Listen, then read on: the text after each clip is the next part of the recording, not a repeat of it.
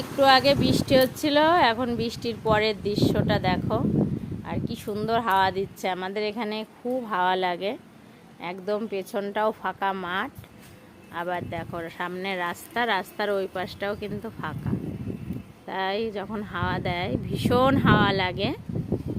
আর দেখো আকাশটা দেখো, বৃষ্টির পরের মুহূর্ত। আর এখন নাকি ঝড় বৃষ্টি হবে কয়েকদিন ধরে, জানি না কয়দিন ধরে ওয়েদারটা থাকবে। তবে এখন খুব ভালো লাগছে, যে বৃষ্টির পরের যে দৃশ্যটা দেখছো, এটা কিন্তু খুবই সুন্দর লাগছে। আর বাইরে বেশ ঠান্ডা হাওয়া।